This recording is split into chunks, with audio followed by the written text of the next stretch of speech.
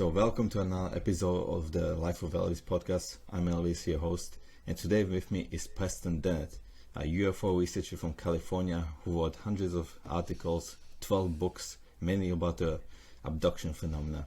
So I'm super happy to have Preston on. So yeah, welcome to the podcast, Preston. Yeah, thanks for having me on, Elvis. I appreciate it. Great.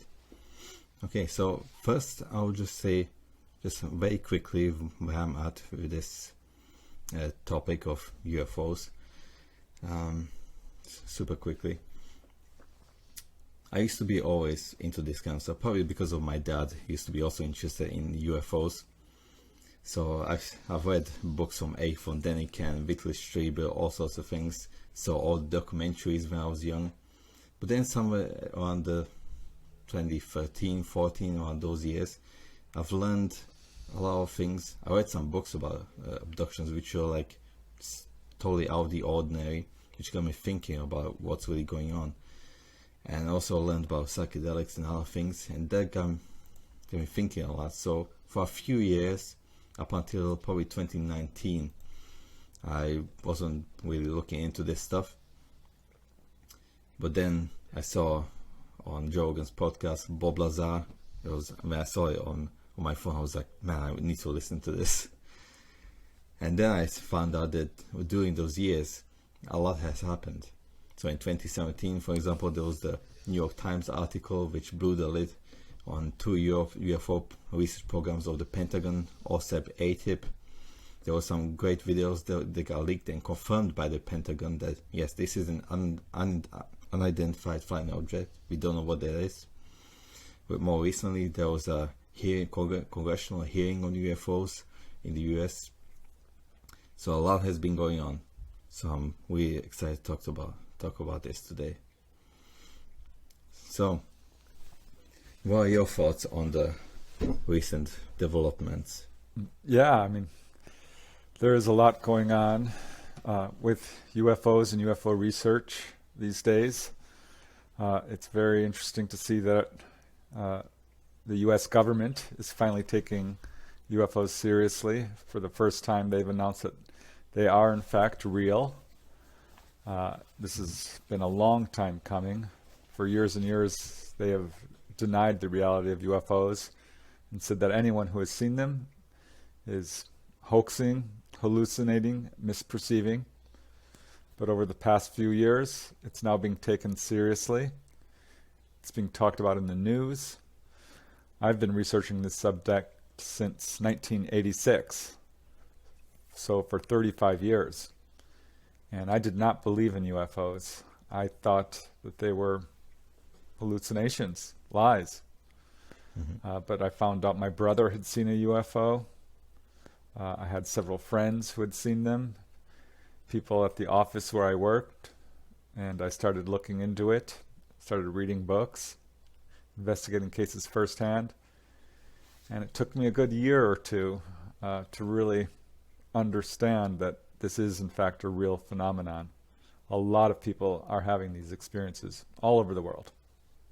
I did come into this field very skeptical, and took me a good couple of years after hearing that my brother had seen a UFO, and many people I knew.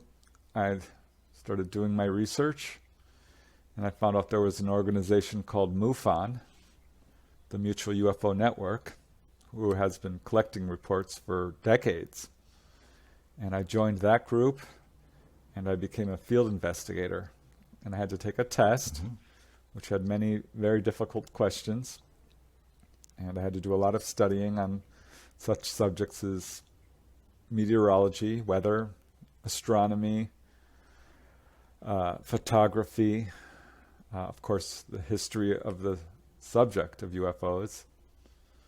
And I became a field investigator for MUFON.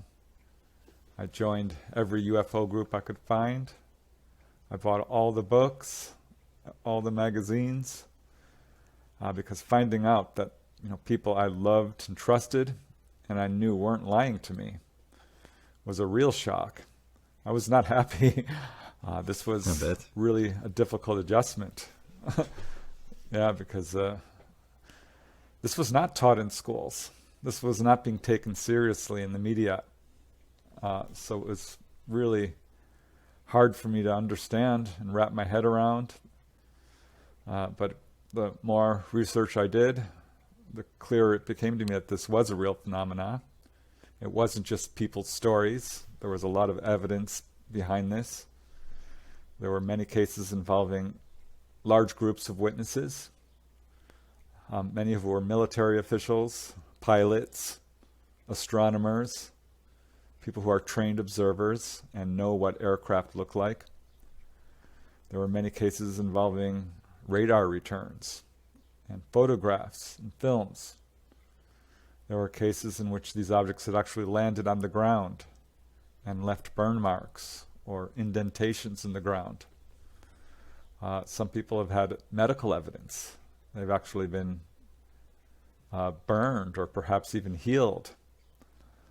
There's animal reaction cases, cases in which they affect car engines, like shutting cars down or street lights, or making TVs and radios become staticky. A lot of physical evidence, which was really surprising to me, because I thought it was just people's stories.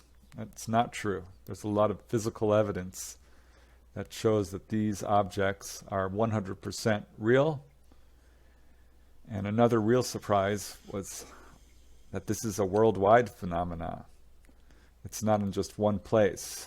There are cases on virtually every location on our planet, all across Europe and Russia, Australia, Africa, Canada, America, South America.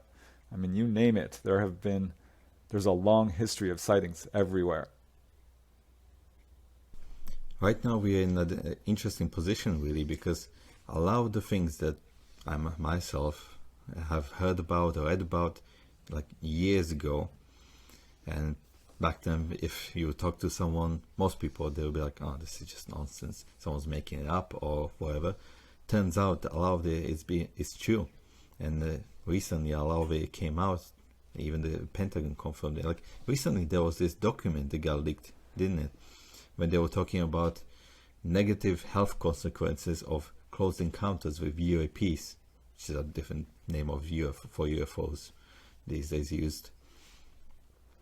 So, and you know, you yourself, you must have heard about it like years ago, same year, about certain people who came close to these machines. They had burn marks, or they in the document they even mentioned unaccounted for pregnancies. This is literally what it said over there, which is pretty interesting, isn't it? Yes, that's very interesting. There are probably well over 100,000 sightings per year. This is something that is quite a lot more common, I think, than people realize. And we know this because there are organizations like the Mutual UFO Network, MUFON, or the National UFO Reporting Center, NUFORC, which receive 10, 20, 30 reports each day. And having interviewed personally many people, I always ask them, did you report your sighting to the police, the Air Force, MUFON, anybody? And almost everyone says no. It's very rare that people will actually report their sightings. So there are very easily hundreds of sightings per day, and most go unreported. And it's very, very rare that anyone is physically affected in any way by a UFO encounter. They're not dangerous. They're not here to hurt us. However, if a UFO is landed on the ground and you walk up to it, there is a potential of getting burned. This happened in a case in Canada to a gentleman by the name of Stephen Michalik, who came upon a landed UFO in Falcon Lake, Canada.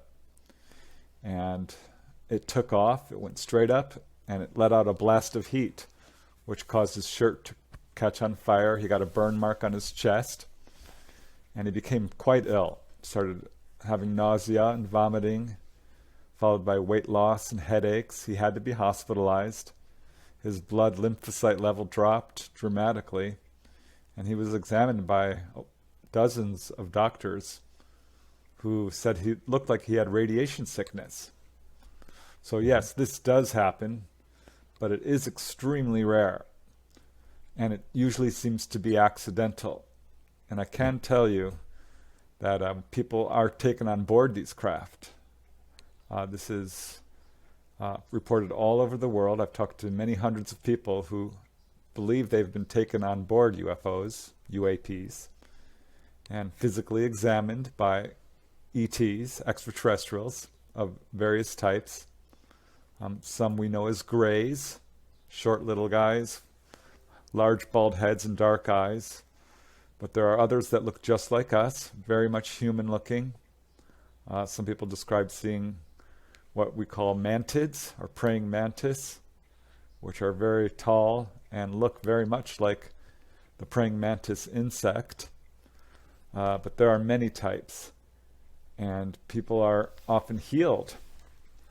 I got one of my first cases of anyone who had contact involved a lady who was taken on board, and she had been diagnosed with a cyst, and she was going to have it removed by the doctors, but the day before she went to the doctor, she had an encounter and went to the doctor, and they could not find her cyst.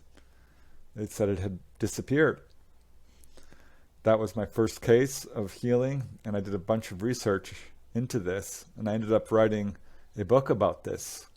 It's called The Healing Power of UFOs, and I've documented 300 cases, and they come from many major researchers, such as Bud Hopkins, John Mack, David Jacobs, Edith Fiore, Philip Mantle. They come from all over the world. Probably most of the cases are in the US, but right behind that is Russia, then England, Canada, it's all across Europe, cases in Australia, I mean, you name it. And it became very clear to me that injuries are pretty much accidental, whereas the healings are being done intentionally. Mm-hmm. So this was really good evidence to me that they are not here to hurt us, although this is what our governments would have us believe. And I think it's important to remember that these ETs have been around for thousands of years, for a very long time, before recorded history. And we know this because we have evidence in the form of hieroglyphs in the Egyptian culture, or Romans. In Roman times, people saw UFOs, they called them flying shields. And we've got manuscripts from medieval times, from the Dark Ages, where they describe seeing things in the sky. Or paintings, Renaissance paintings, and where UFOs are pictured very clearly in these paintings. And indigenous cultures throughout the world talk about how they had contact with ETs. It's talked about in the ancient manuscripts of ancient India. They called them vinyanas, flying machines. So we know they've been around for many, many thousands of years and are still around today. I think what's different now is that we are finally becoming aware of it. We finally have the technology and the education, the telescopes and cameras and so forth, the computers, the internet, where we can really start to understand that we are not alone. Yeah, we slowly gained there, but even then, all the technology we have, it's still sometimes is not enough, because this entire phenomenon is so elusive, isn't it? Now, yeah, it sure is. Now, yeah, it is true that these objects, wherever they may be, they have been around for a long time. I mean, even if we take it that they've been seen since the 40s, let's say, which I don't believe. I know that there have been different myths, even from Europe, Germany, these flying orbs of lights and that kind of stuff. It's been around.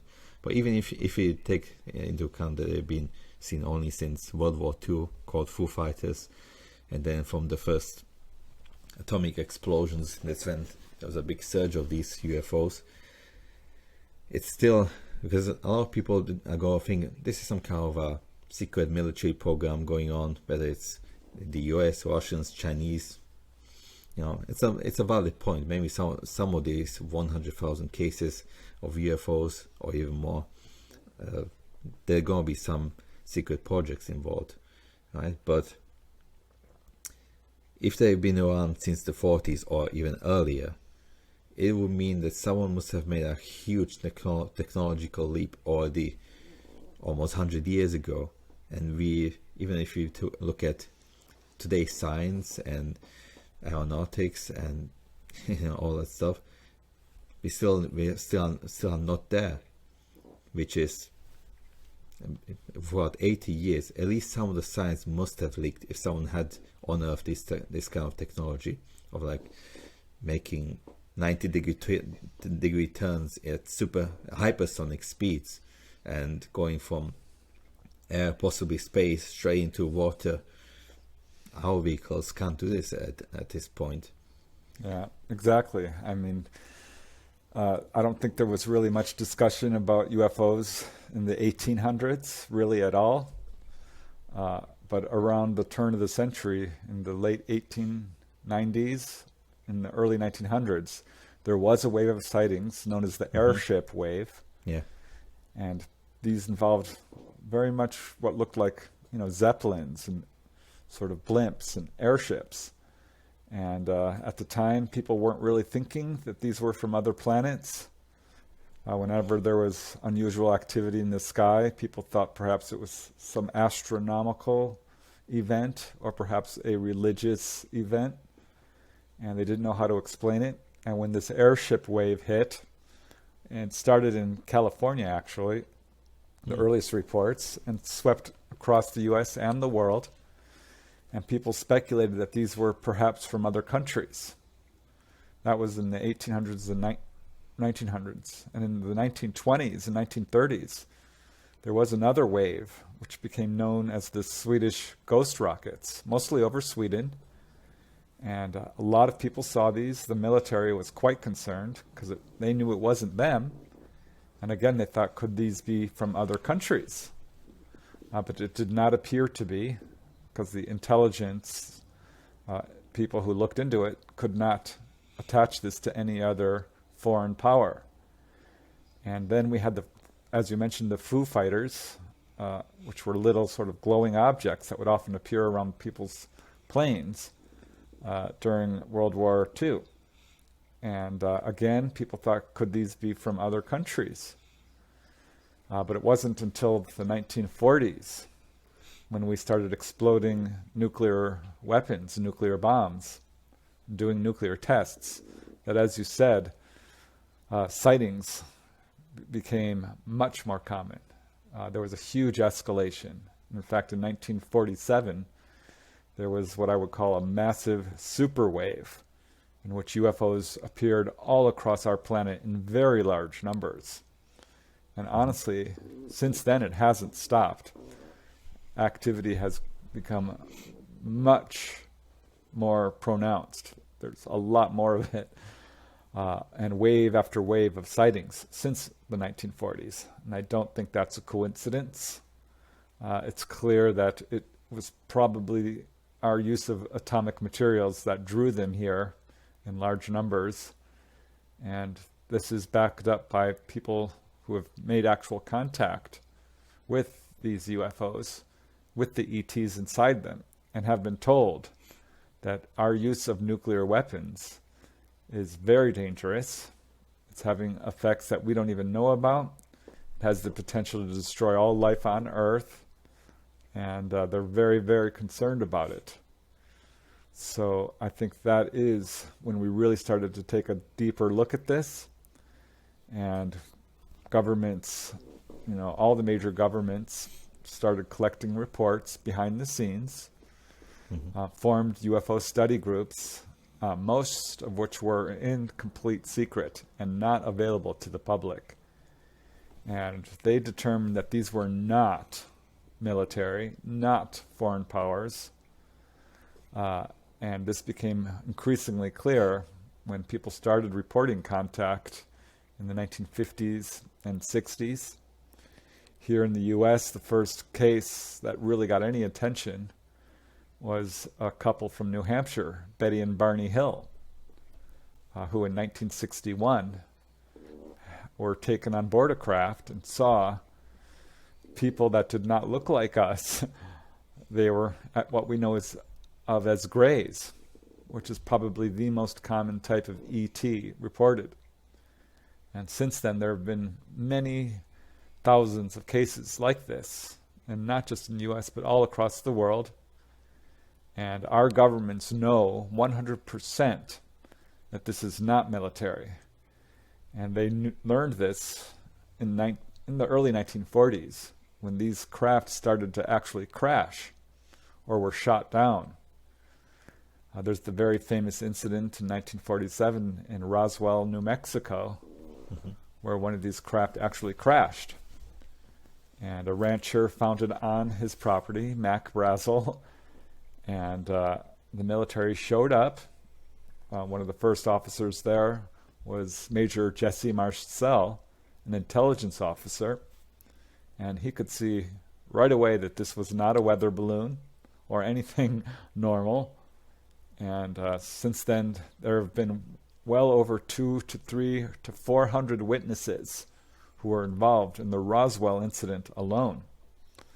But Roswell is just one. Sorry to interrupt you, but in case of the Roswell incident, I've heard that there might have been up to 3 different crash sites around that time. If it was the one at Basil's Ranch, where there was material scattered over a large portion of his property.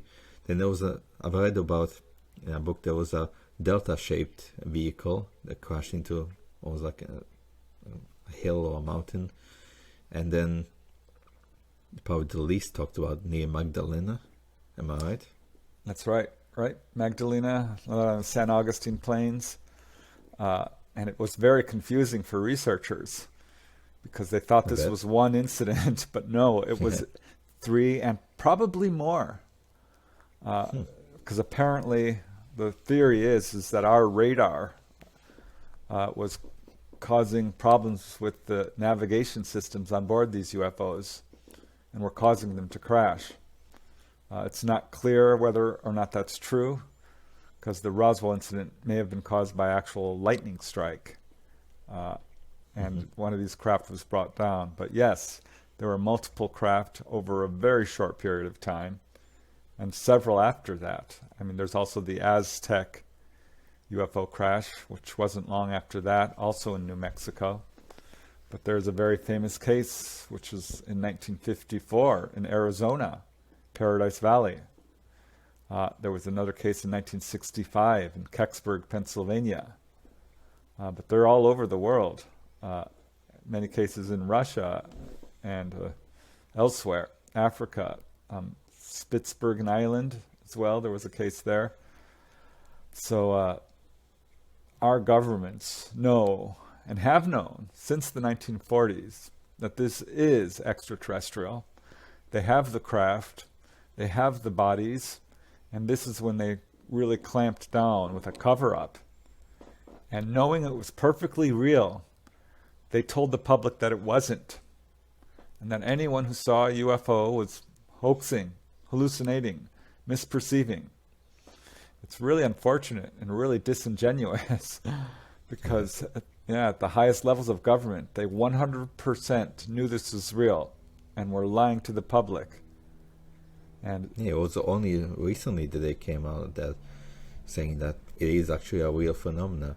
And it's even the last year's UFO report, and for those who don't know, there were just literally 2 guys at the ODNI who worked part-time to make this report, and then they studied 144 cases from 2004, I think, onwards. Only one was identified.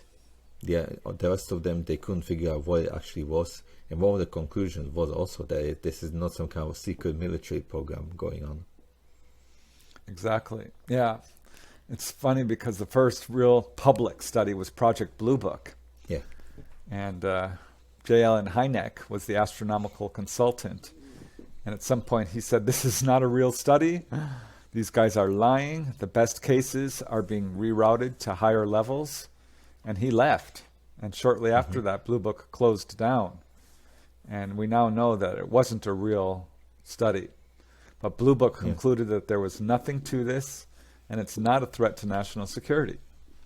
And then there was, of course, the Condon Committee and the Robertson Panel, both of which said the same thing. UFOs are not real.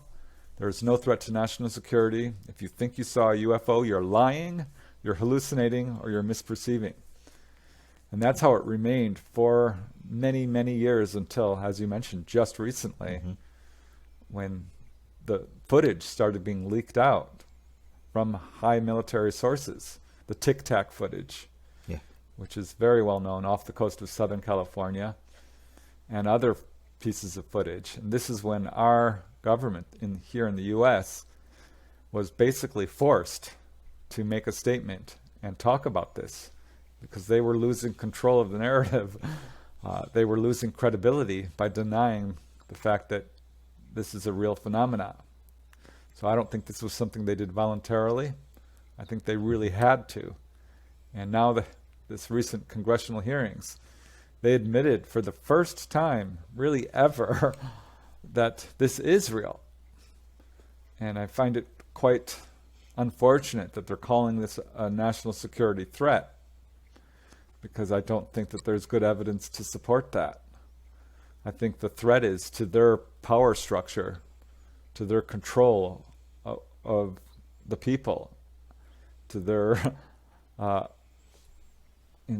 trying to keep this a cover-up. They can no longer cover this up. It's impossible.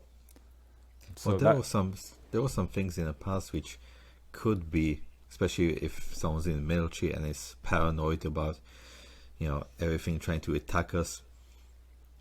There were certain things that can be interpreted as potentially dangerous or hostile, whether it's near misses, which they recently mentioned in the congressional hearing, where certain planes, including military planes, there were some near misses with these objects, which is not very safe. And then, more importantly, there was the tinkering with your nuclear arsenal in many cases. In fact, we were talking about the 1940s and New Mexico.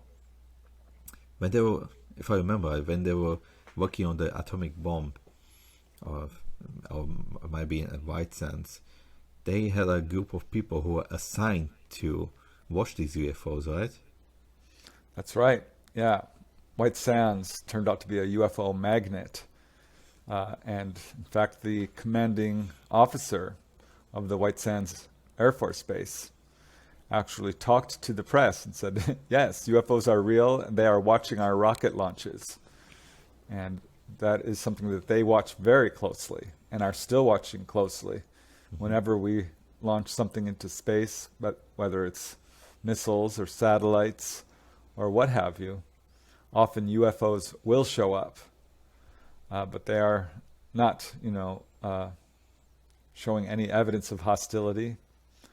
Yes, there have been near misses. That does happen. But they could not find a single case of an actual collision. That they were asked this during the congressional hearings. And as far as hostile actions, there was a very famous incident in Malmstrom in 1967. And in the congressional hearings, they were asked about this.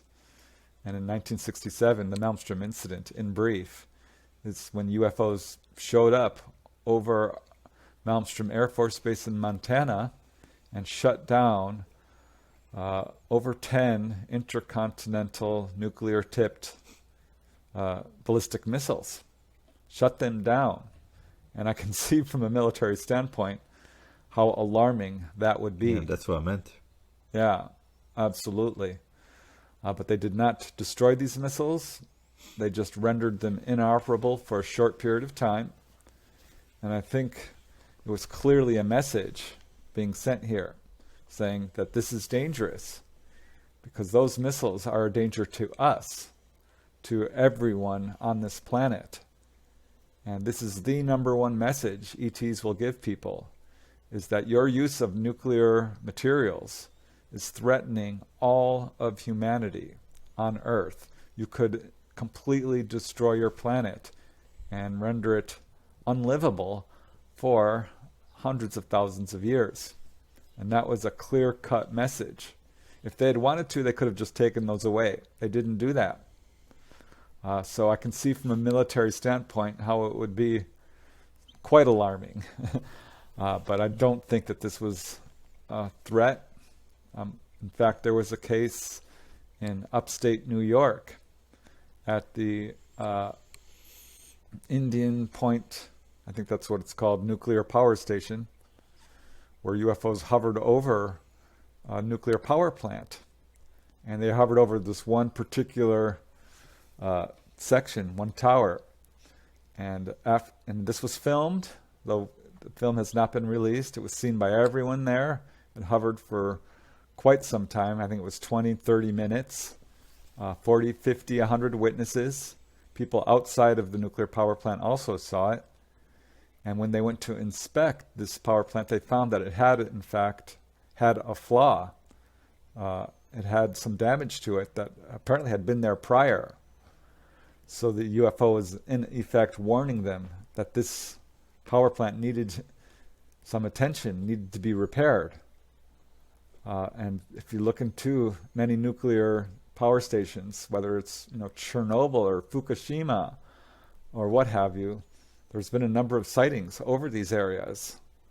And I think this is, again, the ETs warning us that we're in real danger here. Mm-hmm. And if some of my guests are skeptical about these events at these locations, now there were some documents leaked about this, official government documents, right? And I've heard recently even Marco Rubio, or a senator from the US, who was openly talking about it on TV. Like, yeah, this happened. Yep, Karen Gillibrand. Yeah, again, stuff we read about ages ago. Now it all turned out to be true. Yeah, many people I think who haven't really studied UFOs think that people who see UFOs are not educated. There's some farmer out there, who's alone and thinks he sees something. And that's just not true. We have very highly educated people who are seeing UFOs. Many, many pilots. In fact, on the news program 60 Minutes, they talked about UFOs for, I think, the first time ever. Yeah, that was pretty good. I saw it. Yeah, and they brought on pilots who said, we see these things daily. And pilots are trained to identify aircraft. And they are seeing things that they cannot identify. And it's not just pilots. Astronomers are much more likely to see UFOs than the average person because they're always outside looking up at the sky, especially at night. And there's a very long list of astronomers who, again, are very well educated. They're scientists, and they've seen UFOs. Also, generals and captains and people throughout the military. President Carter believed he saw a UFO, as did Ronald Reagan. Fife Symington, the governor of Georgia, was actually a witness to the Phoenix Lights, which he didn't talk about while in office, but afterwards he has now come forward. Senator Russell from Virginia. So we have lots of people within government now who are saying, yes, this is real. And in fact, the former defense minister for Canada, Paul Hellyer, who is a very highly placed government official, before he passed away recently, was quite vocal about this and said that we are being visited by many different ET species. Our government make no mistake about this, is taking this subject very seriously. They are putting an enormous amount of time, effort, and money to study this. This is the #1 top secret subject in government. And it's also very, very popular among people, the general population. It's all over the internet. It's all over television, movies, advertising, video games. This is a subject whose time has come. People are now recognizing that we are not alone, and we've never been alone. Mm-hmm. Yeah, it is at the end of the day a very fun and interesting topic, isn't it? Well, it has the potential to be one of the greatest events of our history if it comes out that, yes, there is some kind of other intelligence that's visiting Earth. If that is the case, what's behind these UFOs? And yeah, like you mentioned, the 60 Minutes thing, that's one of the more recent events which people who maybe heard about it in the 90s or so are not really aware. But during the 2004 Nimitz incident, we had at least 3 of the pilots speaking out about the Tic Tac UFO they filmed. One of them actually filmed the thing, Chad Underwood. Then there was a guy from the radar who also confirmed that they've been seeing these things there for weeks. And in some cases they dropped from 80,000 feet down to sea level within one bleep of the radar, which is like less than a second or so, a few seconds. Yeah, this is generally a very elusive phenomena, but now we're seeing these objects apparently showing themselves on purpose. UFO investigators call this type of behavior a display. And it looks like they're doing basically a publicity campaign and showing themselves on purpose. And we see this in such incidents as, for example, as I mentioned, in 1994, the Phoenix Lights in Arizona. That was a big one. Yeah, but this is a regular thing. There was a huge wave in the late 1980s over Hudson Valley, New York. Gulf Breeze, Florida had a wave. France had a huge wave in the late 1954. There was a recent wave in the 1990s over Belgium. These UFOs are putting on a publicity campaign and announcing their presence. And a really good example of this are schoolyard UFO encounters. I'm sure you've heard of the Rua, Zimbabwe case at Ariel Elementary School. That's a case that received worldwide media attention, in which at least 2, possibly 3 UFOs landed next to Ariel Elementary School in 1994 and were seen by at least 60 students, possibly many more, and many people in the surrounding area as well.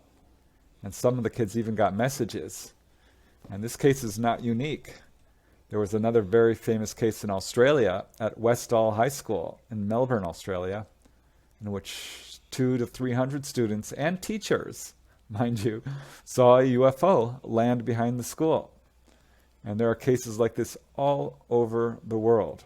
A very famous case. I think I've heard about one that was in the former Soviet Union as well. I don't know if it was in Vladivostok or somewhere around there. Yeah, there was a case in Voronezh, Russia, where that wasn't at a school so much, but it landed right in a park and showed itself to a bunch of children and all the, several adults in the area. There was a very famous case in Wales, Broadhaven, Wales, where a UFO landed next to a school.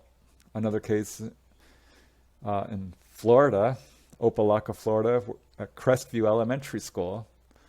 Again, 200 students and teachers saw it.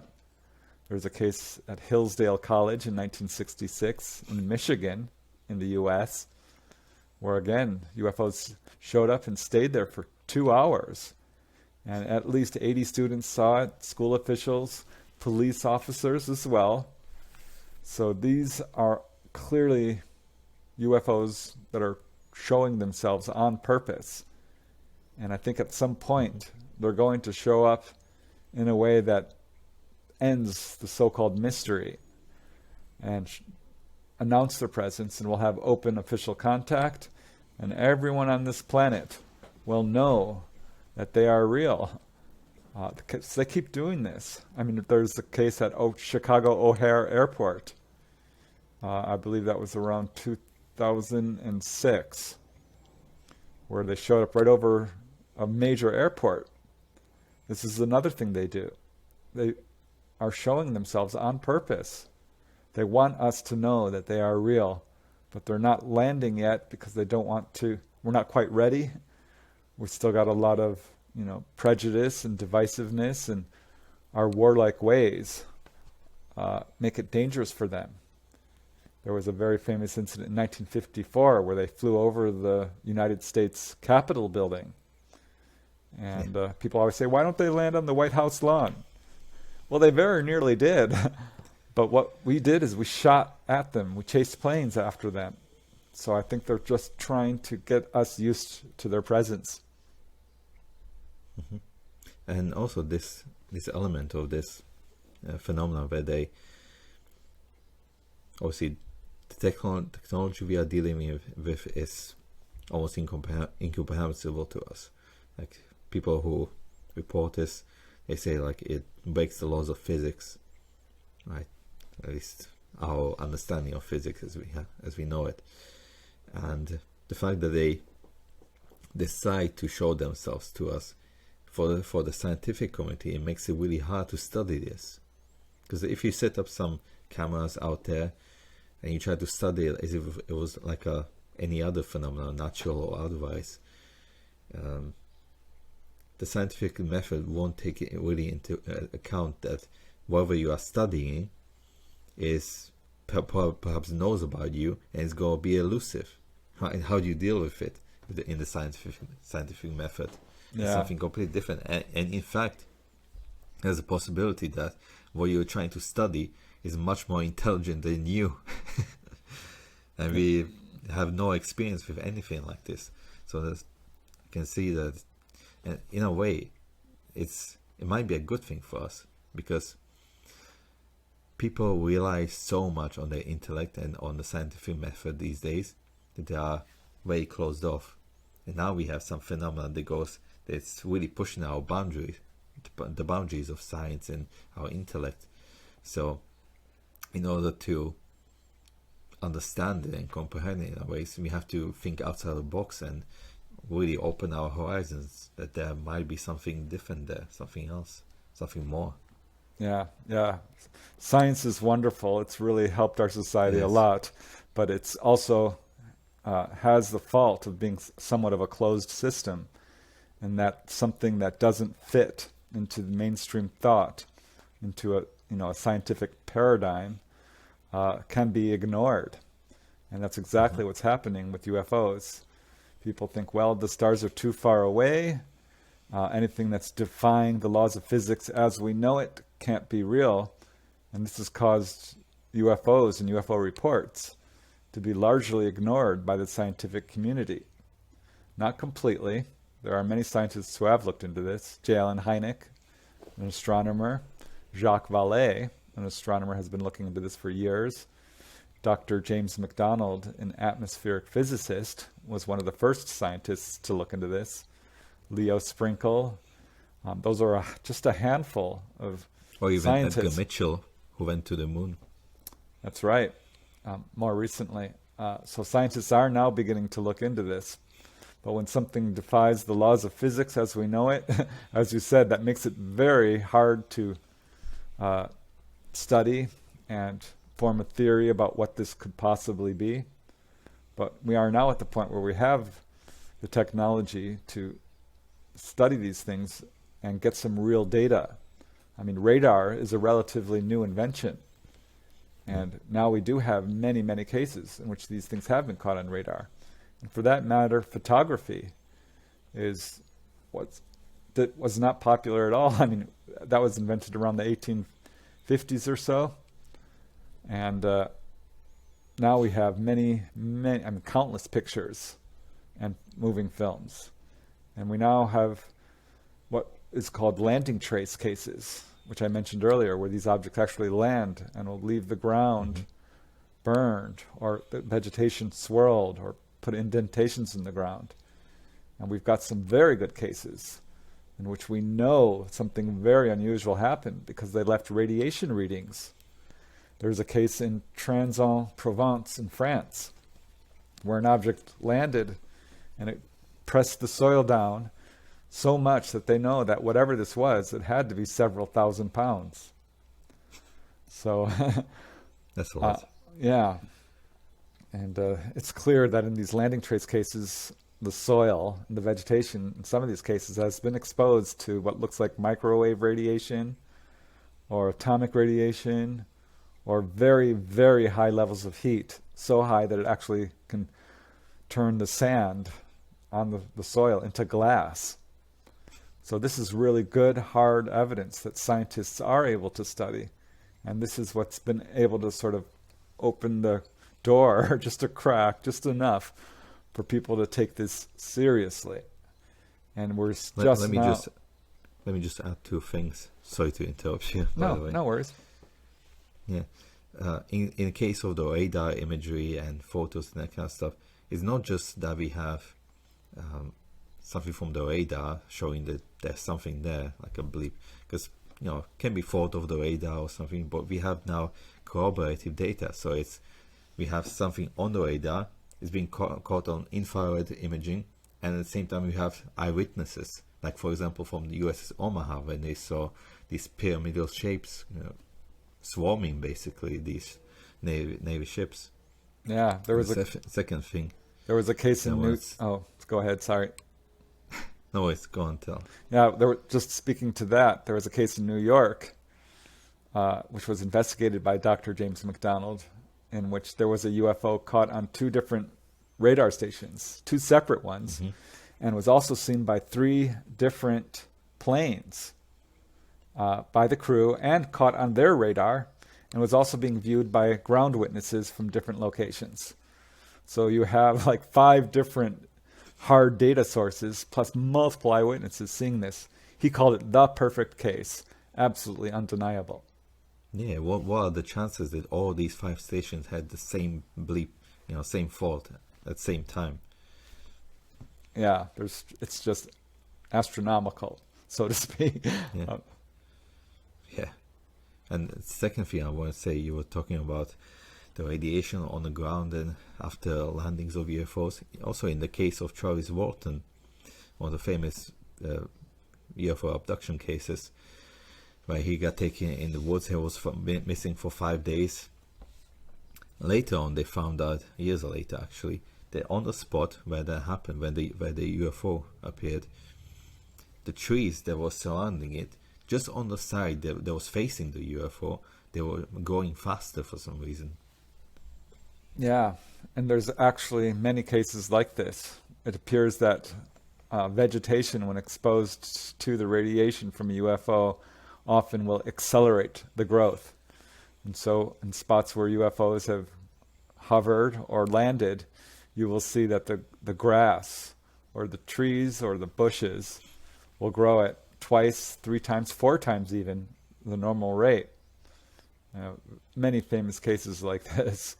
It's really good evidence that something very unusual is happening here. And I think this is opening the door for people to take the accounts of contactees, abductees, more seriously. Because for years people have just said, well, these people are lying, they're telling stories, which is not true because there are multiple witness cases. Like Betty and Barney Hill is just one. And where was Travis Walton for 5 days? They could not find him. And of course, the Charlie Hickson and Calvin Parker case in Pascagoula, Mississippi, or the Betty Andreasen case in Massachusetts, where ETs came into her home and were viewed by her father, as well as her daughter and other family members. So it's not just one witness seeing these things. There was a case by Raymond Fowler involving 4 witnesses. This took place in, where was it? Wisconsin, I believe it was, where 4 men were taken on board. And they all told the exact same story. Yeah, it's fascinating, really. So just to sum it up, when it comes to UFOs seen in the sky, we can be sure that the most interesting ones that you can really call unidentified flying objects, they are not something like birds, Venus, swamp gas, or any of that. I mean, even with the last year's UFO report, if it was that, they would have figured it out that it's literally just something natural, right? Now, the most interesting cases, especially when they showcase these 5 observables like hypersonic speeds and transmedium movement, through air, water, possibly space, and the other ones. If it was some kind of human-made technology, like we said, someone must have made a huge technological leap, probably in the US back in the 40s, but we see no signs of it, right? If it was another country, let's say Russia or China, they are way behind of the US. That's for sure. Like we see China, people were starving there just a few decades ago, and they are constantly copying whatever technology is in the West. So saying that they made such a huge technological leap is highly unlikely. So it must be something else. Now,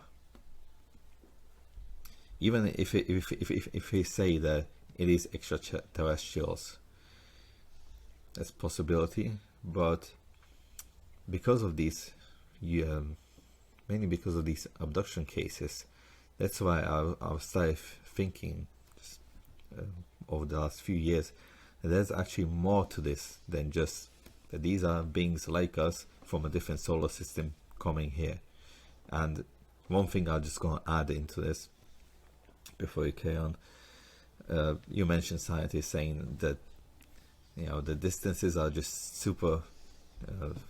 are just way too great between the stars. It would take too long to travel like this and so on. Who are we to say how would other creatures who could possibly be 1 billion years ahead of us in evolution and technology, who are we to say that we know how they would act and what kind of technology they have? We don't know nothing. That was one of the main motives of my science fiction book, where one of the races was so advanced that we couldn't even comprehend it. Yeah, I totally agree. Just because we can't travel between the stars does not mean that they can't. And in fact, It's quite obvious that they are. And what we're seeing are metallic craft with portholes that are leaving traces on the ground, that are showing up on radar. It's very clear this is a physical phenomena, and that there are biological beings inside. Or at least it has a physical side to it.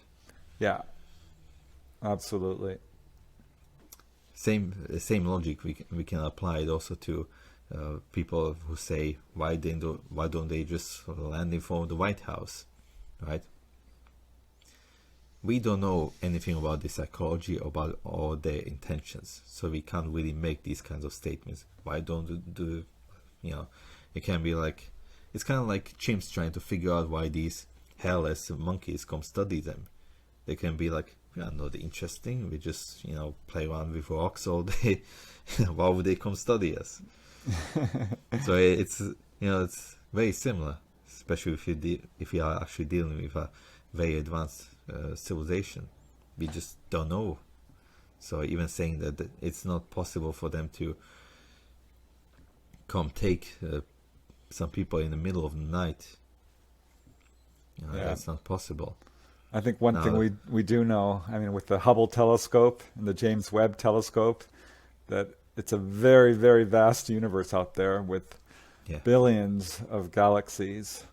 The chances that we are alone are just zero. There's no possible way that we are the only biological life on a planet. Even any mainstream scientist will tell you that there has to be other life out there. because the chances of us being the only ones are absolutely, zero pretty much. Yeah. So now these abduction cases, I find them super interesting, to be honest. You already mentioned that there were cases when there were actual witnesses, like obviously Betty Barney Hill, Travis Walton, where there was 7 of them. One of them got taken by these and was missing for 5 days. I mean, that's one of the best cases I think I've ever heard about. And was there any other good evidence to support these abductions that it shows that something did happen there? Like, let's say, physical evidence. Oh, yeah. This doesn't just rely on eyewitness testimony. In the Travis Walton case, everyone who was involved in that case did submit to lie detector tests multiple times and passed, except for one person who failed his first test because he couldn't stop crying. I mean, he was so emotionally upset. And again, we have the physical evidence in the Travis Walton case in terms of the vegetation. And in the Charles Hickson and Calvin Parker case in Pascagoula, Mississippi, where they claimed to have been taken on board, there were outside witnesses, 3 or 4, who saw UFOs coming and going at that time in that area.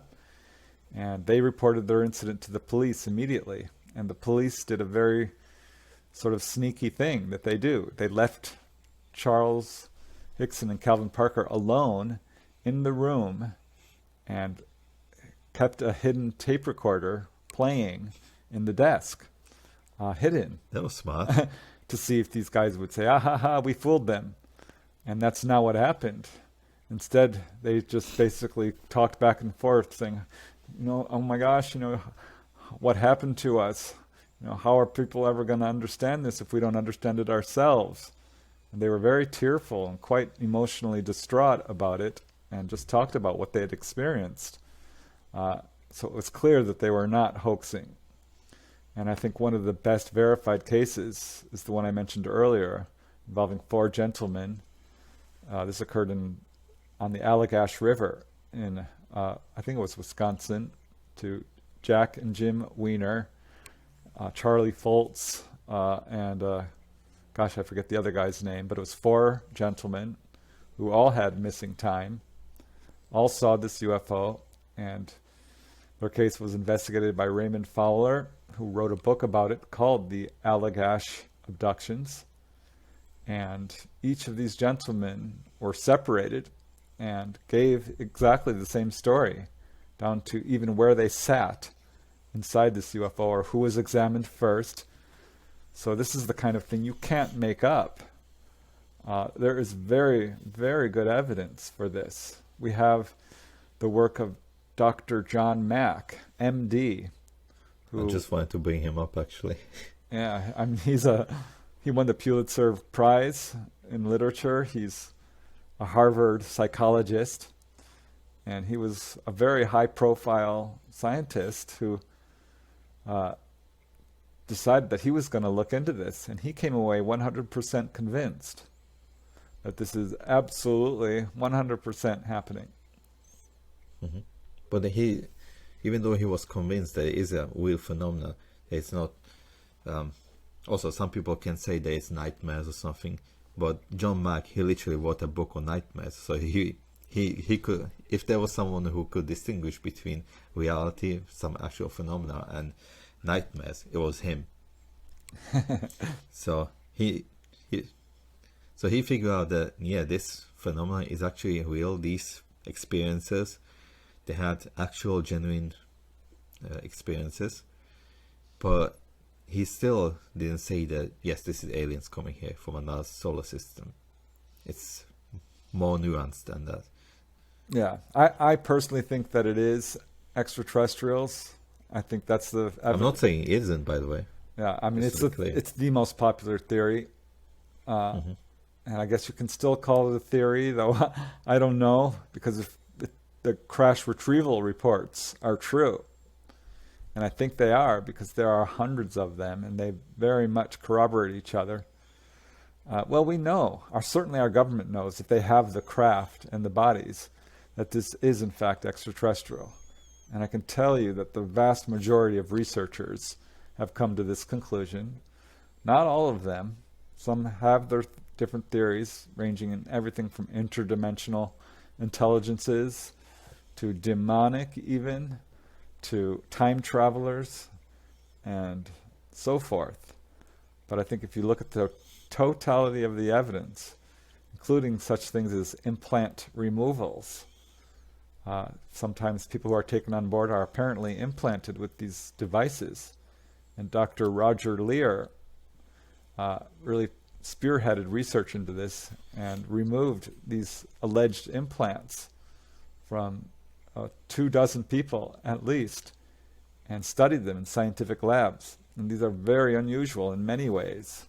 There's no foreign body reaction. They're composed of a metal that's very much like meteoritic iron. Some of them are magnetic. Some give off actual electromagnetic signals and are detectable by EMF detectors.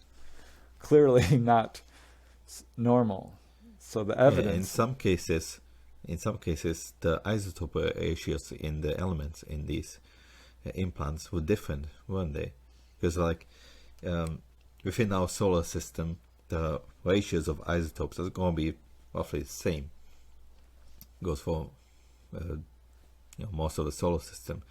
But if this really comes from a different solar system, you can expect that the ratios, because it was created by a totally different star, supernova, what have you, they're going to be different, and that's what we're seeing actually in these. Yeah, we have the evidence. It's kind of scattered, but there is a lot of it. It's mountainous. It's in the public arena. There is enough, I think, to conclusively prove that this is a real phenomena and is very likely extraterrestrial. It's hard to explain it any other way because there are many, many cases, such as the Travis Walton incident, where people are missing from their house. They're missing from their bedroom. And there are search parties and police being called and wondering where these people are. And they are, somewhere. This is not a psychological phenomenon. It's not sleep paralysis. It's not nightmares. People are coming back with scoop marks, with implants, with injuries, or more often healings. PTSD as well. Exactly. So to call this sleep paralysis is simply not supported by the evidence. This is a 100% real phenomena that absolutely is physical, at least to some degree, and perhaps there is an interdimensional aspect to it, but we ourselves, as human beings, are also interdimensional. We have a soul. There is life after death. The evidence for that as well is very much overwhelming. It's not just ghosts, but there are, people who travel out of their body. There are mediums as well who can talk to spirits and have gotten very good evidence. So the evidence this has been proven with astrophysics as well, that there are other dimensions.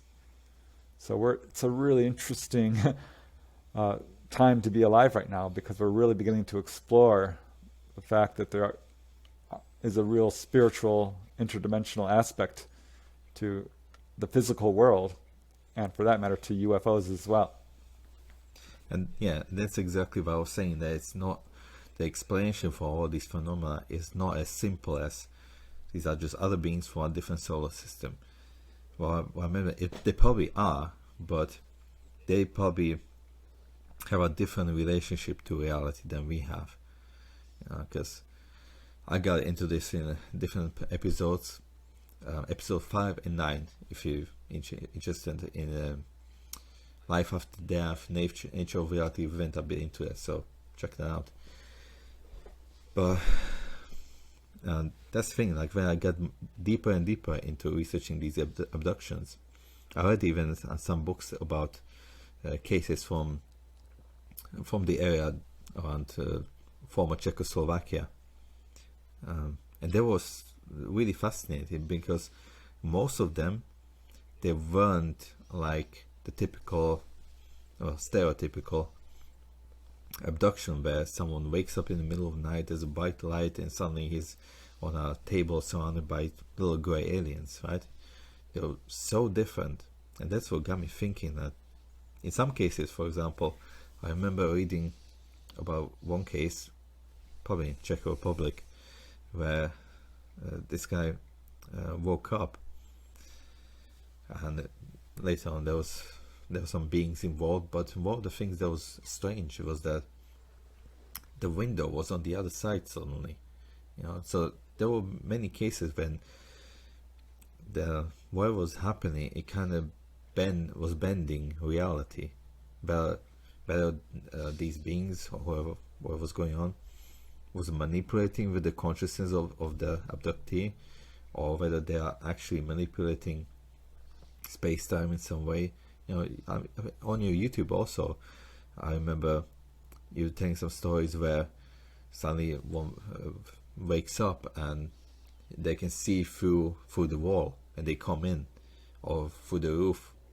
Now, is this because they're doing it physically, manipulating with the material the house is built, or is it they are manipulating the consciousness of the person? I think that's an open question, but it shows that there's something more to it, like what John Mack was also saying. It's a real phenomena. It has a physical aspect to it, but it goes further than that. Yeah. Some might say that it has a spiritual aspect as well, because they allow these people who have more positive experiences, which is also pretty common, they end up going through a big spiritual transformation after this. Yeah, that's more the rule than the exception. And that is something I noticed, because there are a lot of researchers out there who are very much into the nuts and bolts of this and just wanted to study it in terms of, the hardware and prove that this is just real and stick to just the material aspect of it. But it became very clear to me early on in my research that that was not going to answer all the questions surrounding this, because we do have accounts of people being levitated up beams of light, pulled through solid objects. They're talking with telepathy. That is usually how these ETs will communicate. People talk about miraculous healings, and after they have an experience, they might start having out-of-body experiences, or experiencing precognition, or start having the ability of mediumship, or channeling, or psychic readings, or very often healings, hands-on healing. And it became clear to me as I interviewed people who were having these experiences that it wasn't just UFO experiences. Many of them had near-death experiences, or were having poltergeist outbreaks, or had seen Bigfoot even. I mean, it's a wide variety of paranormal, seeing shadow beings. And so very early on, I'm like, okay, I not only have to study astronomy and physics and mathematics, but I have to look into angels and demons and ghosts and psychic powers and multiple personalities and cryptozoology. So I've studied a wide variety of paranormal subjects because there is a connection here. I honestly do think that when people are seeing these very strange effects, that it is exactly what you're saying. They are in some way manipulating space-time. We know from a physics standpoint that reality as we see it, physical reality, is not as physical as it might seem. Reality is energetic. We're living in a 3D universe that is basically just energy, and it's sort of frozen or crystallized in form, but ultimately matter itself is just composed of vibrating atoms, which at their core are purely energetic. And what we perceive as physical is really just a sort of energetic matrix. So it appears that when these beings who are very advanced and have an understanding of reality and how it's formed are able to render solid objects permeable using their technology, People will say that they go inside a UFO and it's much larger on the inside than it is on the outside. And these ETs can pull people out of the time stream. People will be taken on board a craft and have a 2, 3, 4 hour long experience, or even longer, and come back and only a few minutes have passed. Or they will be taken to the past or shown the future. This has happened. As you say, there are layers and layers and rabbit holes to all of this that are very hard to understand. But I think it's important that we examine all aspects of this if we really want to get answers and solve the questions, answer the questions that are surrounding this, because there are a lot of them, and it is still a lot of mysteries going on here. But I think we are dealing with beings who have a very advanced technology. I think almost all UFO researchers and experiencers agree on that point. These beings are very, very advanced, not only technologically, but spiritually. Mm-hmm. One interesting thing, during our first interview before this podcast, I mentioned very briefly psychedelics, and you haven't looked that much into it. But I mentioned one thing. In the 1990s, there was the very first research since like the 60s or 70s, was the research done by Rick Strassman. He basically took the strongest psychedelic known to humans, DMT, which is, interesting enough, being produced also in our brains. In every mammal, it's in most plants. And he gave it to some subjects, and basically it was like, we gonna give it to him and we gonna see what happens, that kind of attitude. But it was very interesting because not only did these people come back with experiences that were spiritually transforming, and they even said what they saw was more real than reality, this reality. And there was one case where, generally when people do take DMT, they basically go into a different reality, and many times they encounter some other intelligences over there. And there was one case where this subject got his dose of DMT. Bear in mind that this only takes 10-15 minutes, this kind of trip. Once he broke through, he ended up being in this other room. It seemed very technological, and he was surrounded by these beings, smaller beings, kind of like a gray. I think even Graham Hancock said that one time when he had ayahuasca, which is basically also DMT, he also saw gray aliens there. So this subject ended up being these other beings, and they told him, "We are so happy that you found this technology, because now we can actually communicate." That's also one of the many things that got me thinking that whatever intelligence is behind all these things, they have a very different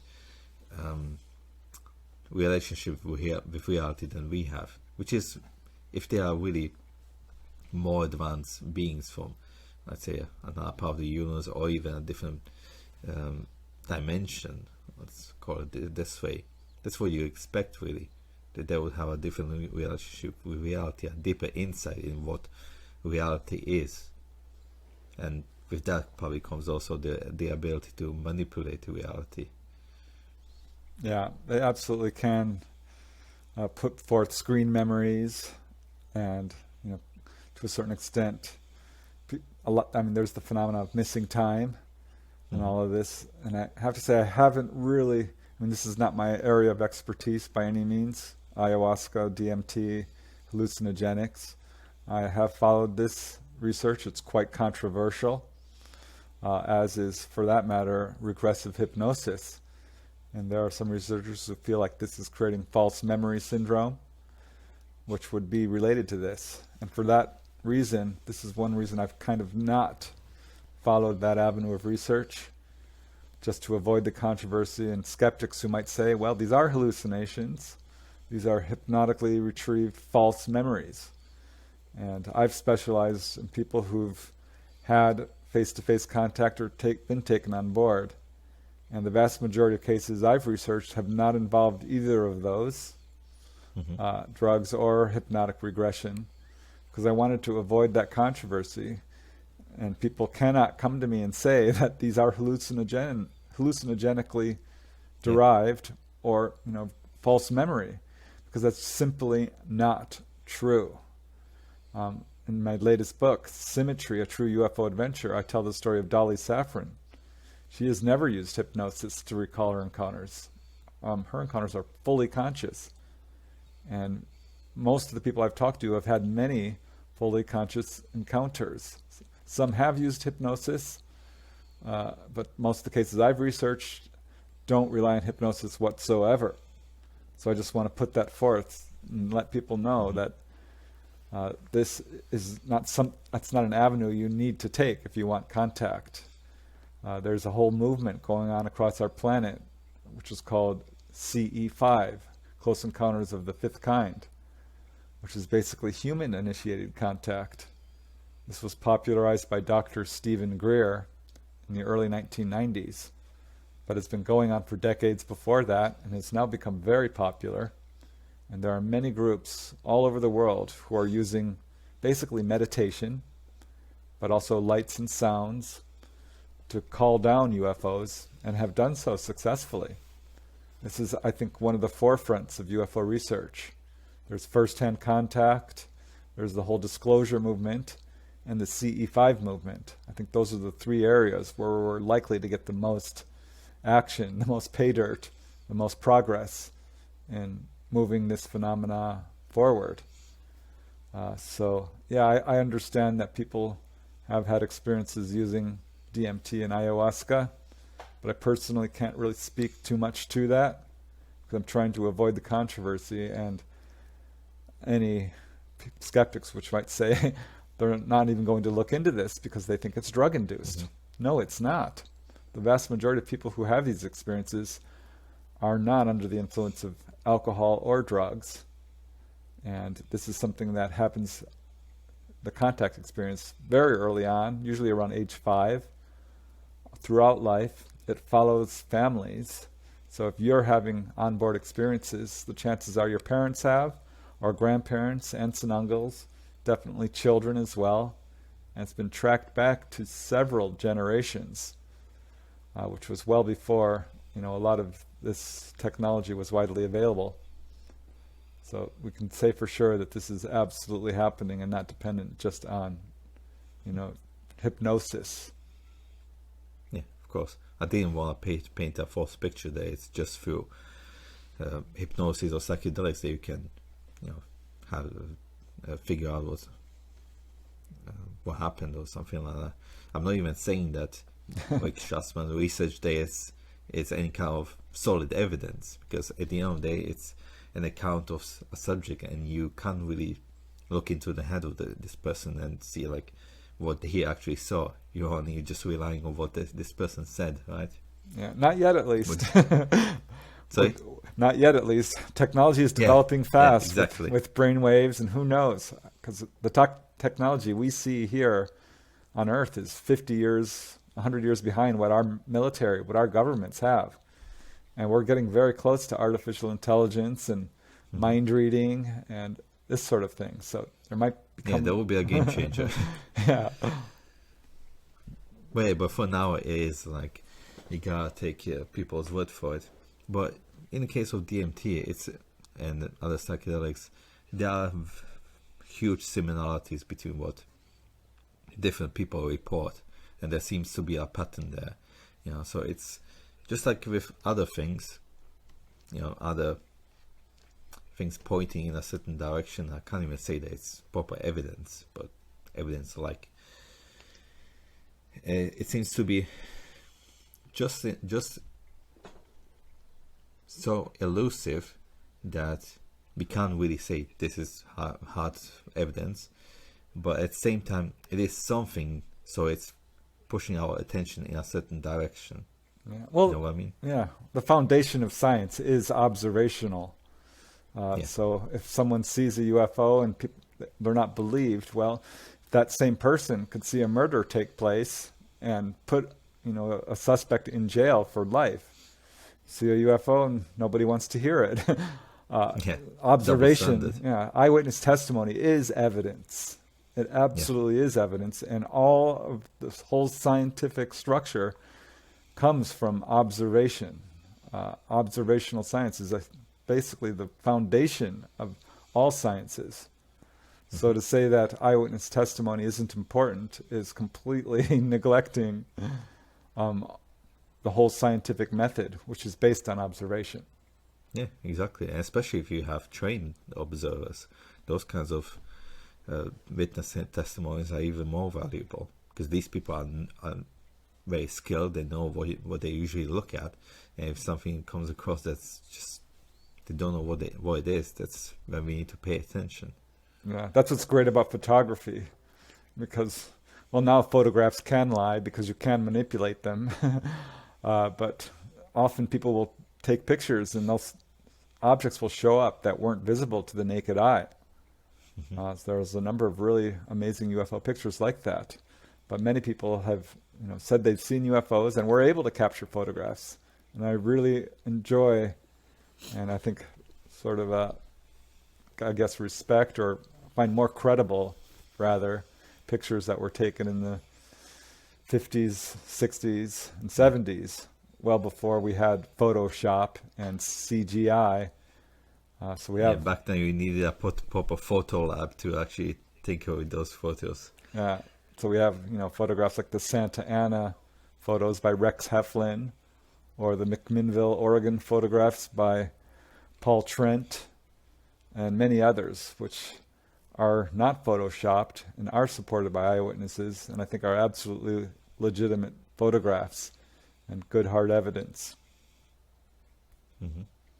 Yeah, in 1991, there was a wave of sightings over Mexico City during the solar eclipse. So there was a lot of people outside with video cameras.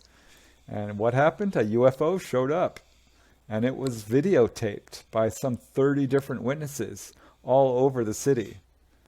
And when that happened, the Mexican government had no choice but to say this was real.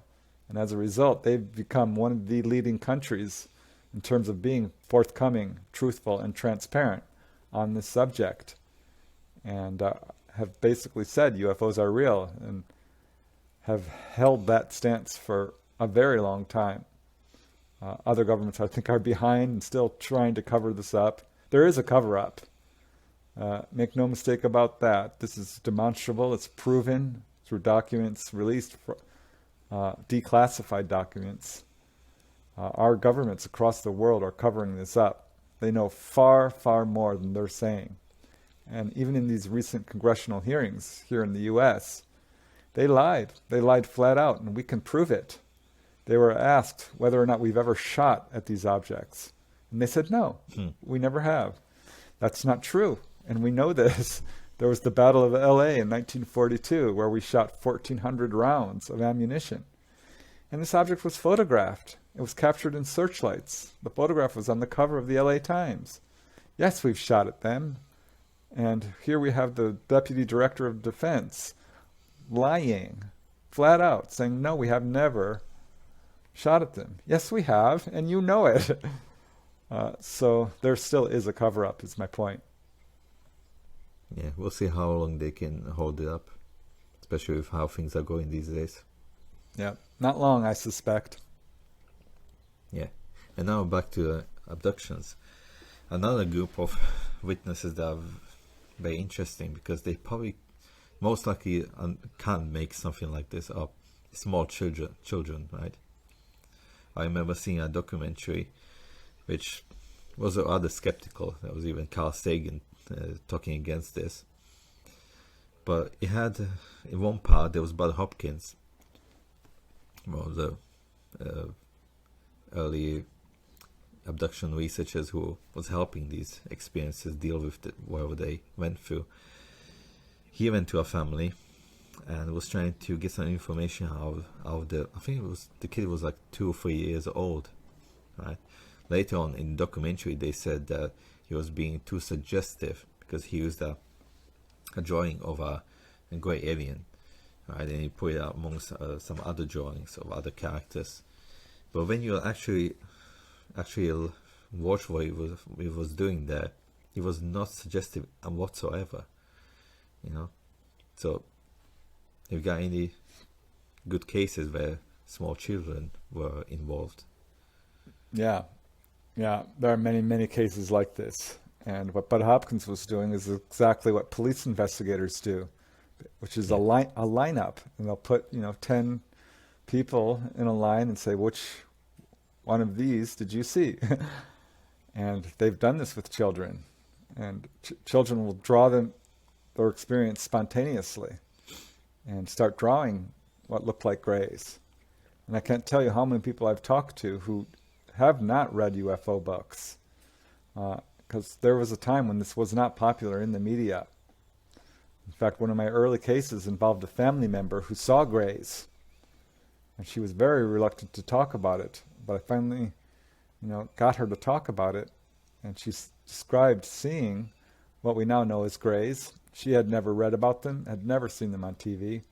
She did not even think, could these be aliens? All she knew was that this wasn't normal.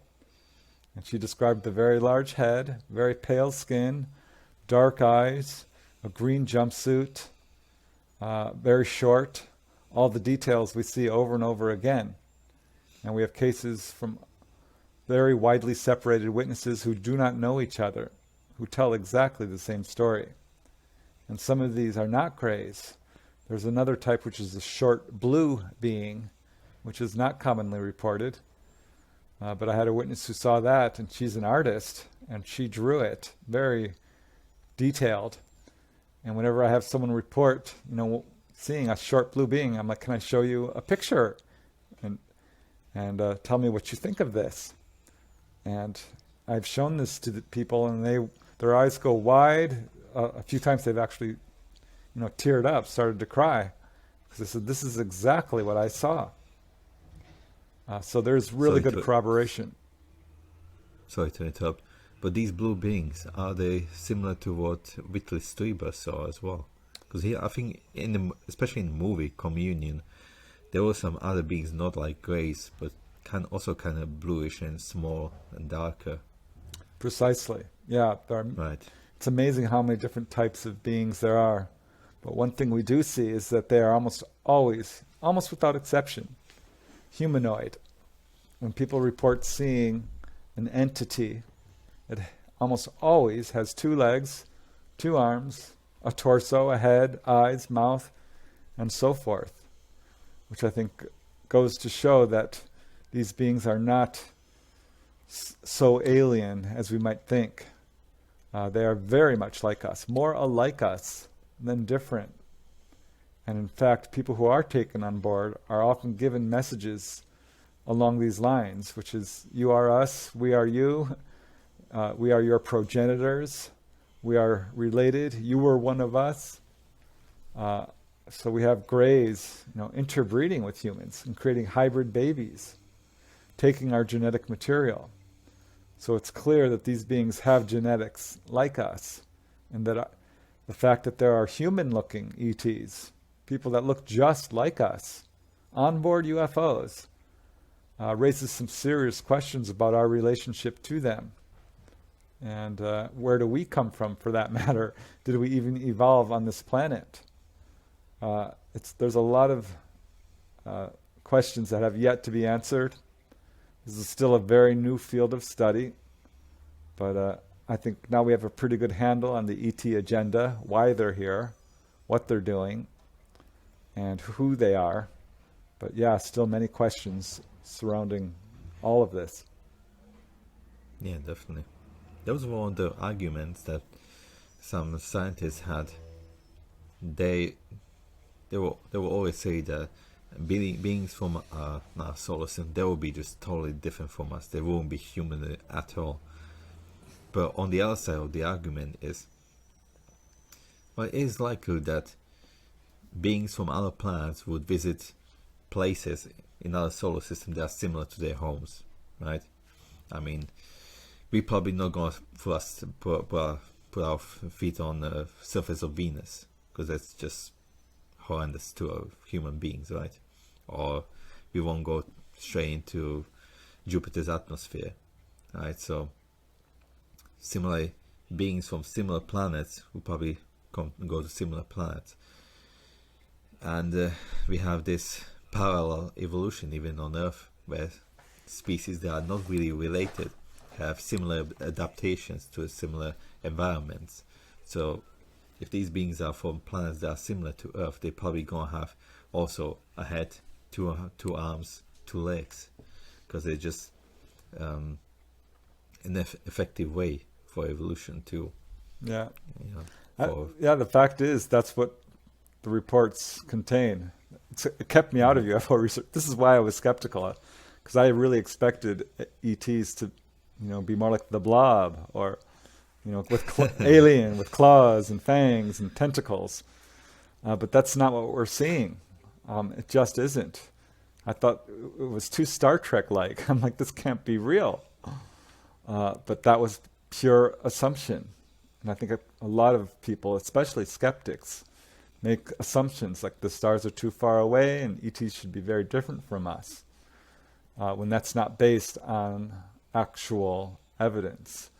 And it's very important when people look at the subject that they examine the evidence. Skeptics, and I've talked to many of them, and I was one, have a tendency to ignore the evidence. Yeah. And if you want to learn about UFOs, it's not hard. There's an enormous amount of evidence out there, and it's not just eyewitness testimony, as we've been talking about. There's an enormous amount of all kinds of evidence in support of this subject. And it's very clear that we are dealing with humanoids, people like us, but different. And it's clear they're not from here. Where they're from, it's still an open question. I think it's very likely they are from other planets. But even then, people will ask, where are you from? And they will say, it's not important, or it's a place you don't know about yet, or you wouldn't understand. But we do have some answers. With Betty and Barney Hill, they were told basically, you wouldn't understand, but Betty did view a map, a star map, which pointed towards being Zeta Reticuli. And that's not the only case where that star system has come up. Orion often comes up. So there are some indications where we do know where these beings are from. But ultimately, it's still not confirmed. But Earth is definitely not the only inhabited planet out there. Even NASA admits that there are some 200-300 or more Earth-like planets that we now know about. Whether they're inhabited or not, we don't know, or they're not saying. NASA hasn't been fully forthcoming either. In fact, the press called NASA Never a Straight Answer, and ASA, because they were caught in so many contradictions. It's really unfortunate our governments are not being more truthful and transparent and forthcoming. Because if they don't start disclosing, they're going to lose credibility. They will no longer be relevant. And I think they're at that point where really we shouldn't be looking to them for answers. I think we need to look within. We need to look to each other. We need to develop our own psychic awareness and reach out to the ETs, because I think that's how disclosure will happen, through the people, through a CE5 group which calls down UFOs, or the ETs themselves will just show up and say, enough is enough, we're here, it's time you all know it. So we'll see how this all rolls out, but it's a great time to be alive on this planet and see what happens. Yeah, definitely, it's super exciting. I mean, like I said, I moved away from it for a few years, and then suddenly when Bob Lazar came on Joe Rogan's podcast, they just pulled me right in, and it's just so fascinating. There's so many things going on these days. Yeah, the crash retrievals. I would love to see the Roswell craft in a museum. That's kind of what I'm working for. To me, that would be disclosure. And until we get that, I don't think the public is going to take this fully seriously. Because even now with the Pentagon and the congressional hearings saying, oh yes, they're real, people are still more interested in reality TV and sports and so forth. That's a whole other subject, how people have been desensitized to many things, and basically numbed down by social media and all that stuff, which is obviously not good. But again, the good part of this is that, like you said, we are taking things into our hands. A lot has moved because of Jeremy Corbell, George Knapp releasing some of these videos. Now we the people have these kinds of technologies. Any one of us can start a podcast and talk about it, reach possibly millions of people. So it's the best time for it. Yeah. I think we're going to see big changes coming up ahead, because I know that our government is planning on releasing more footage, but I'm very concerned about their putting forth the ET threat narrative. And this is a big buzz in the UFO community, that our government is going to engage in a false flag operation and portray ETs as the enemy. And because we do have some of their technology. There's the TR-3B, which can fly the way UFOs do, to a certain extent, certainly, and doesn't involve propellants and rocket fuel and gasoline. So we have to be very concerned and very aware of what we're looking at now, especially with all the drones out there, that what we're seeing could be military, and could be basically masquerading as extraterrestrial. Again, it's my assessment as someone who's looked into this for 35 years that this is not a hostile phenomena. I don't think the ET threat is warranted. When someone's taken on board a UFO, it can be very scary. And in fact, there is a lot of fear surrounding this subject. There's also a lot of disinformation.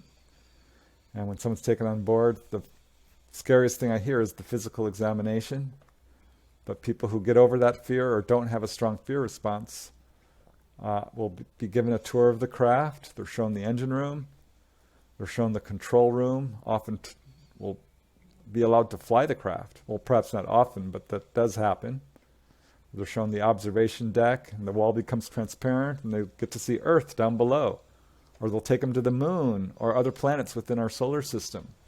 That is not unusual. And they are given warnings, which is, as I mentioned earlier, usually about nuclear proliferation, but also about our warlike ways, corruption and greed, pollution, chopping down the forests, polluting our water, polluting the air. Often people are given very spiritual information, like this: you need to meditate, here's how you can do healing. They talk about past lives, astral travel, all these things. This is what's actually happening when people are having face-to-face contact in an onboard UFO encounter. It's not negative. They're not being hurt. I have pretty much zero accounts of ETs trying to hurt people or trying to scare them or doing evil types of behavior. I'm not going to say that every encounter is fun, because some people have a very hard time with it and don't like it. But most, I say, do not feel that way, do not believe it's evil. And it's clear, as even a child can tell, if they wanted to take us over our planet, they could and probably would have by now. So no, there is no ET threat, despite what our government is saying. These objects are not dangerous. Yeah, exactly. I mean, this is actually simple logic. If they wanted to take over, they obviously have been here for quite a while. So if they wanted to take over, why would they wait till we get thermonuclear weapons and, jet fighters and all that stuff? It doesn't make sense. You could have did it like 18th, 19th century. We wouldn't pose no threat to them whatsoever. Unlike now. Yeah, they're not here to take over. They're not here to eat us. Yeah. They don't need a slave labor force. We have to remember, these are very, very advanced people. Any race, any species that has reached the technological ability to traverse between star systems, or has the technological ability to destroy themselves or others, has already reached that point where they haven't destroyed themselves.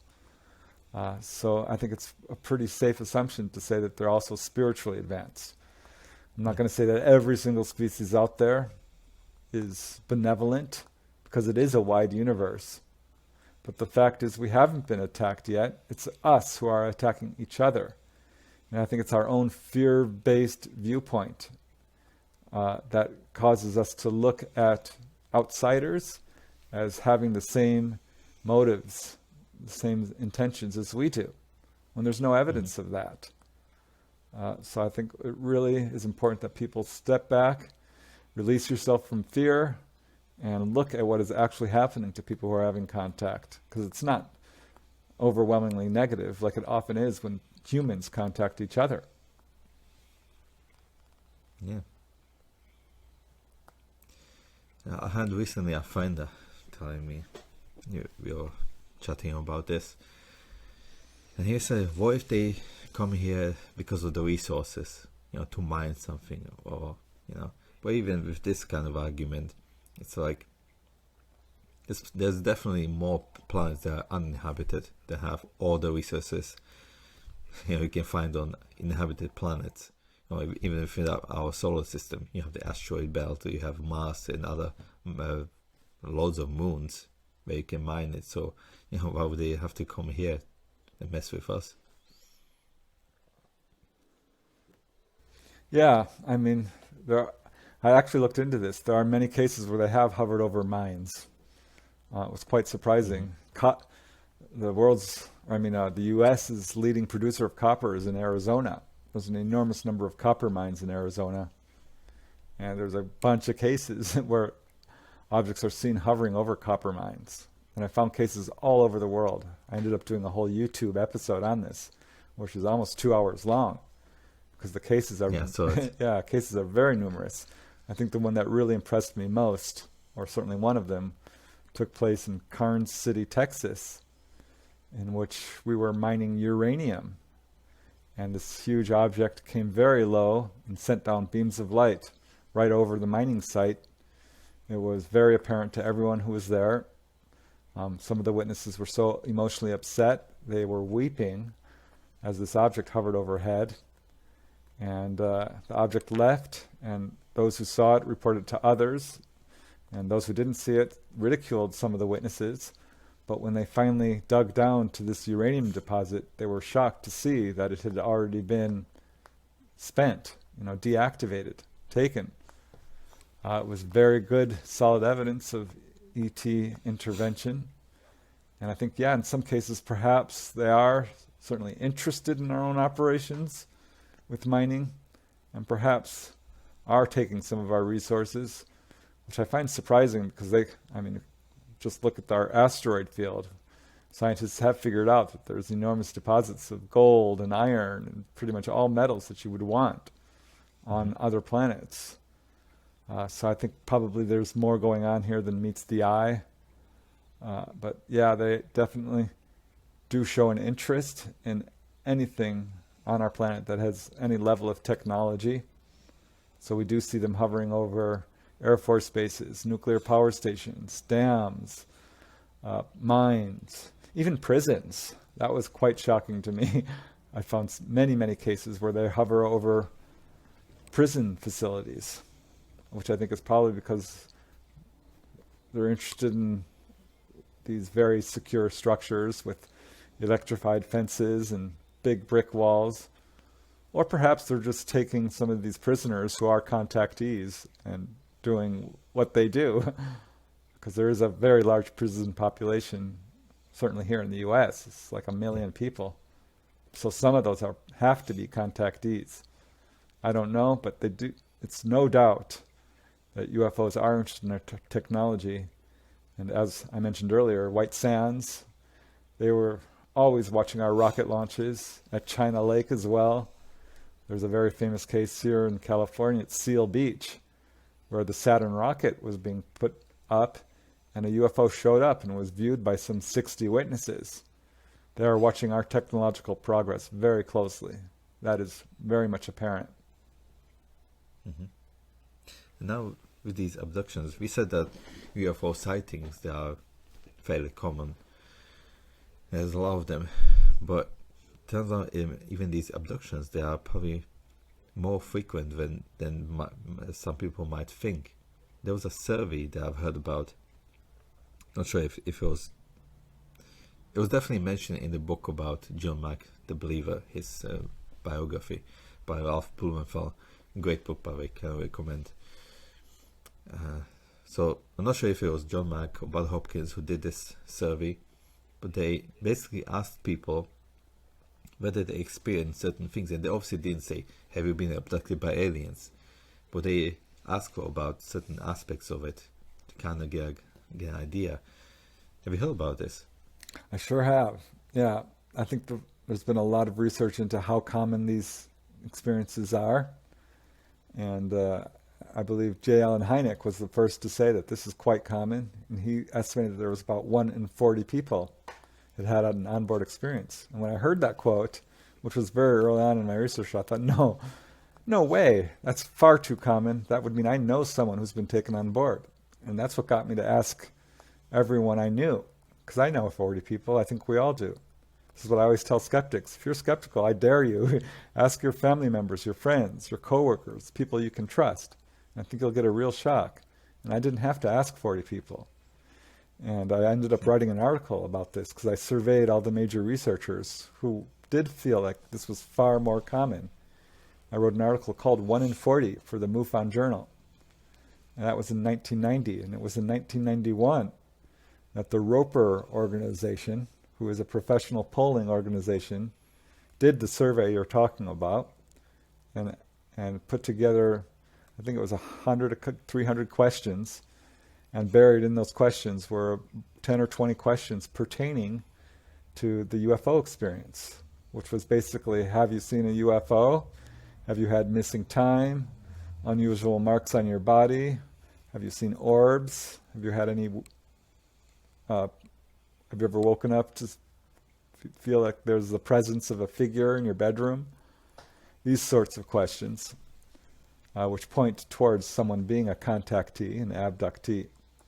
And they surveyed several thousand people, and they came up with the number of 1 in 50 people show the markers of being a UFO contactee. So yeah, that's millions, millions upon millions. This is not as uncommon as you might think. You are far more likely to be taken on board a UFO than bitten by a shark, struck by lightning, die in a car accident, this sort of thing. So this is something that people would need to recognize, that it is far more common. It's just not being talked about. Mm-hmm. Yeah, there's a big stigma about it. I mean, I can see how many people... I mean, even, I'm sure you had this experience, John Mack told about it. A lot of these abductees, they don't want to talk about it. It's not like... Because a lot of people probably think that these people are in for the money or attention or whatever. But turns out it's sometimes you as a researcher have to chase them to get them to say anything. Yeah, absolutely. People are very reluctant to talk about it. But not so much these days. There still is skepticism and ridicule and disbelief. Back in the late 80s and early 90s, when I started, there was a lot of that, a lot of real hesitation to talk. And very rarely would people allow their names to be used. And if ever I went on the media, radio or TV or at a convention, they would bring on skeptics, debunkers, who would attack your story or attack the researcher. And we're not seeing that anymore. It definitely made a lot of progress in making this a legitimate subject. And the recent congressional hearings, that's, I think, the best thing that's come out of that, is that they are removing some of the stigma surrounding this subject. And now that they've said this is real, people are coming out in droves. I think the Congress has opened up a can of worms by saying this is real, because now people who are having contact have a platform, have someone to back them up and say, listen, this is real. Our government has admitted it. And now when I interview people, often they will allow their names to be used. They are tired of keeping quiet People want to talk about this. This is a very popular subject. It's the second most popular subject on the internet. It's all over television. There are dozens of programs which are presenting UFO evidence. I think the time has come that this subject is taught in schools.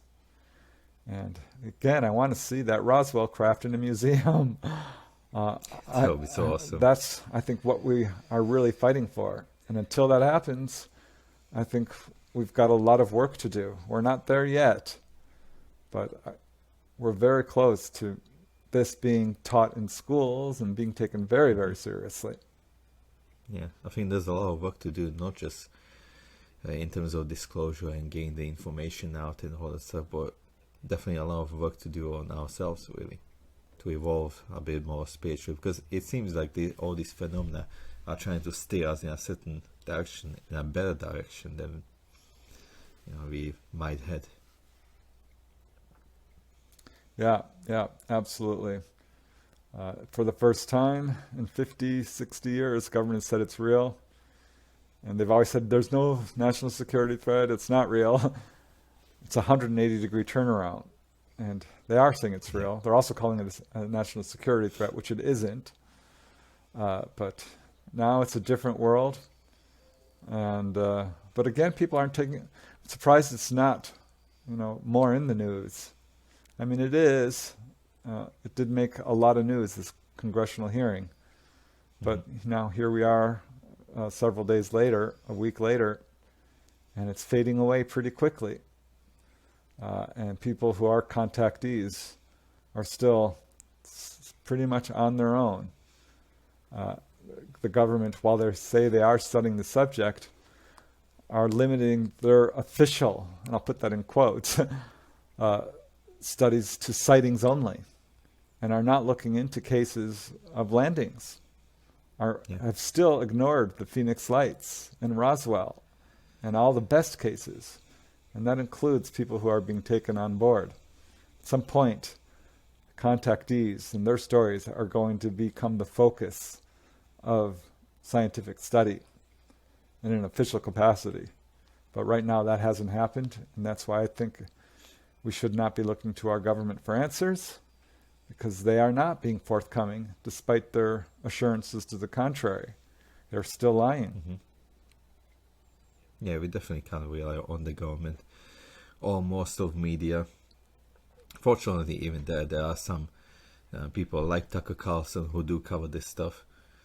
But I'm super happy to see, for example, Joe Rogan. I mean, he had some great guests on his podcast. Jacques Vallée, George Knapp, Corbell, Bob Lazar. So, yeah, let's just keep this ball rolling. Right. It was great pleasure talking to you. I could carry on for hours, but I don't want to hold you for an entire afternoon or something. So, let's just finish it off. I'll give you 2 questions. So, first question. If there was one advice you could give to people about anything, what would it be?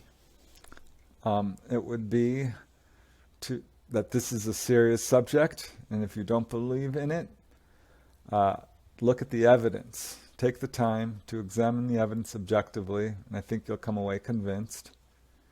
The second would be to not rely on the government for answers. Leave fear behind. There's no reason to fear. This is a safe universe. I think it's time that we become more self-sufficient. We need to save water and food and garden and come together in love, peace, and compassion, and move beyond corruption and greed and racism and divisiveness and political differences. We are one world. And this is the message basically from the ETs, that we need to wake up to who we truly are as eternal beings who do not die, as beings who have the ability to do telepathy and precognition and healing and all these what we call supernatural abilities, which aren't supernatural. They're natural human abilities. So that would be my advice. Live your life, have fun, move away from fear, and rely on yourself for answers, not others. Great. second question, what do you think is the meaning of life? That's $1 million question, isn't it, Elvis? Well, Yes. I don't know that any of us are truly equipped to know this, but I think personally that the meaning of life is to love and experience and learn. I feel like Earth itself is a school, a very difficult school, yes, but that we are here to learn love and compassion and understand what things like loss and pain and all the difficult aspects of living in a three-dimensional world are. Because on the other side, they don't have these types of things. So life is all about really experience and coming together and learning that we are part of this universe, an integral part of this universe, and are eternal beings.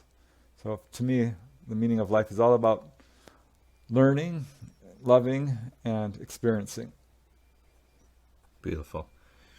And where can people find you? Thanks very much, Elvis. I appreciate that. I do have a website. It's prestondennett.weebly.com is the address. So if you just punch in my name on the internet, it should take you there. My books are on Amazon and other online retailers and at bookstores.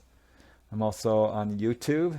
Again, if you just punch my name, it should take you there, but also on Facebook and other social media platforms. This is a subject I take very seriously. I think if we can get this technology released from the government, we could solve our energy crisis, our economic crisis, our energy crisis. So I think this is much more important than something interesting seen in the sky. This is something that has the potential to change the world. So I really appreciate the opportunity to talk about it. Thanks very much. You're welcome. Thanks for coming on. And yeah, if you're into this stuff, go check out Preston's YouTube channel. I found you probably some point in January or so. So I've been going through your videos, and it's really great content. So keep it up. As always, I'll put all the links in the description, whether it's to Preston or to me, to my book, my services. So thank you very much. I really appreciate it. It was great talking to you. Thank you. It's an honor.